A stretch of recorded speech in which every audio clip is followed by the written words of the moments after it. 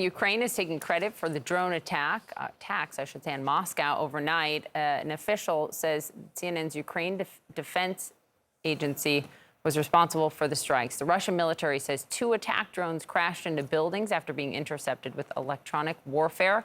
One of them hit a Russian Defense Ministry building that houses the military's orchestra. The other reports no injuries there. Ukrainian President Volodymyr Zelensky had vowed retaliation after a week of deadly strikes on the city of Odessa. That's where we find Alex Marquardt. He is not only in Odessa, he is inside a historic cathedral that was badly damaged from those strikes. Walk us through what you're seeing. Well, first of all, that is a remarkable claim of responsibility by Ukraine for that drone attack on Moscow, and it does come after these incredibly intense strikes for basically the past week on this city. And so much of the damage has been here in the city center, the historic center of Odessa, which is a UNESCO World Heritage Site. Some 25 different architectural monuments have been damaged. We are in the main cathedral, the biggest cathedral, Orthodox cathedral in Odessa. It has been severely damaged. This is the length of the cathedral. You can see back there a blackened area. We understand an electrical fire was started after the missile strike. Workers have been working around the clock since the strike to try to clear the debris from here. We're trying to stay out of the way. That's why we're wearing these hard hats that they've asked us to wear. And I'm going to ask Scott McQueen, my cameraman, to just pan up. You can see this beautiful ceiling where frescoes have been destroyed, and then up in the dome there, the windows have been blown out. Just extraordinary damage to this magnificent cathedral. And then if we come around this way, up there is the altar. You can see there the pillars are on their side or leaning over, and were it not for that wall there, that entire thing likely would have collapsed. And then finally, over here in this corner, this is where most of the destruction in place. The sun, the sky pouring through because there is no more roof. That is where we understand that the rocket came crashing through, going down at least 2 floors. This hard marble floor completely pockmarked by debris that carved out these pockets in that marble. Guys, this really does speak to what we've heard from Ukrainian officials calling for more air defenses in the wake of these extraordinary strikes in Odessa. President Zelensky himself saying what is needed now to fend off this Russian terror is a full-fledged sky shield. Guys. Wow. Before you go, some of these strikes, Alex, are coming very close to the Romanian side of the Danube River. And that begs the question, what does this mean as the war inches closer and closer and closer with these Russian strikes to NATO territory?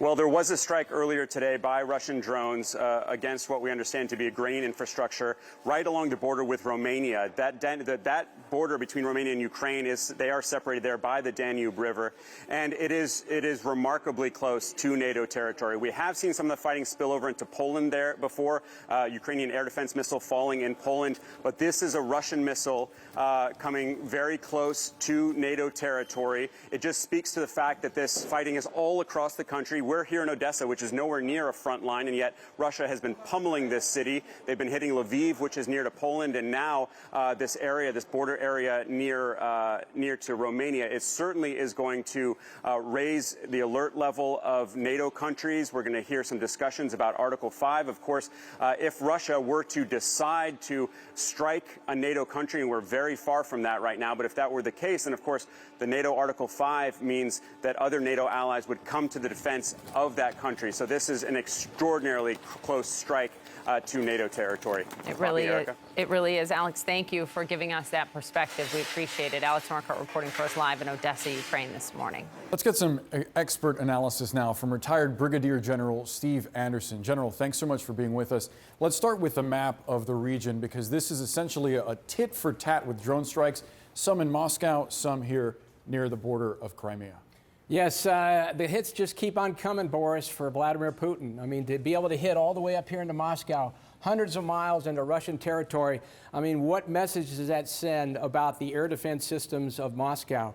I mean, that attack struck within 2 miles of the Kremlin, right in the middle of their Ministry of Defense. So it's a huge, huge blow, I think, to Vladimir Putin strategically. Now, operationally, the hit down here at this ammo dump, that is huge because it's right. Remember, they hit the Kerch Bridge here last week.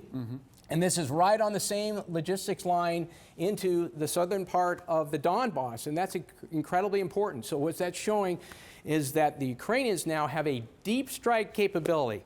They're not doing very well in the counteroffensive, but if they can continue to set conditions by taking out logistics hubs like this ammo dump and command and control headquarters, that's a huge win for the Ukrainians. Yeah, it does strike me that in the attack on Moscow, Ukraine actually took credit for it, which is something that they had not done previously. What does that signify to you? Well, I think that shows that the counteroffensive isn't going very well, and they're trying to get some good news to the Ukrainian people. That's really what it means. So now they're taking credit for this and for the ammo dump, and they, hopefully they will continue to turn things around. But right now, the counteroffensive is just not going like they want, and they need some good news for the Ukrainian people to keep them focused on the fight. Yeah, on the other side, the damage in Odessa, specifically to this grain store, Russia's destroyed some 60,000 tons of grain since they got out of the Black Sea grain deal. What do you make of this tactic, using food as a weapon, essentially? Well, there's really only 3 levers that Vladimir Putin can pull. He can pull the nuclear lever, and of course we don't want him to do that. And oil is something he has that influences the international community. And the third is food. And what he's trying to do is just make it painful as possible. He's trying to take out Odessa. Odessa is a seaport, vital to moving that grain all the way down to Istanbul. As we just had reported, 2 other ports were hit very close to Romania. Those ports have to do with access to the Danube, which is the backup. It's very, very difficult to move grain, cheaply. You don't want to do it in a trunk or train. You want to do it in a ship or a barge. And if Vladimir Putin knows it, he can make it very, very painful for the Ukrainians to move their grain if he can take out all that port infrastructure. In response to this attack and others, President Zelensky has essentially argued that the West should further empower Ukraine and bolster its air defenses.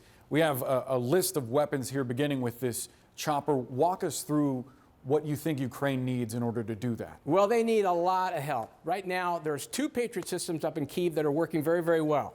But unfortunately, they just don't have enough air defense artillery. Now, they just approved the Biden administration 4 of these systems, but that's going to take 6 to 9 months. What I'm saying right here is Patriots. We have 1,100 of these launcher systems, so we could send over at least 150 or 200 systems. Wow. I think to totally overwhelm, to just do what President Zelensky wants to do. He makes complete air coverage of the entire country. The other thing I would tell you is these CRAMs. The Patriots are good at taking out missiles. But the CRAM is good at hitting anything bigger than a soccer ball. I used these systems when I was in Afghanistan. They're unbelievable. They'll hit anything, and that's what you need against these Iranian drones, or the smaller ones. You got to have the CRAM capability. So I say we got 53 systems in the United States Army right now. Let's send as many as we can over there to help them out, because they're not being used right now. They came out of Afghanistan and Iraq. As far as I'm concerned, we need to put them to work in Ukraine.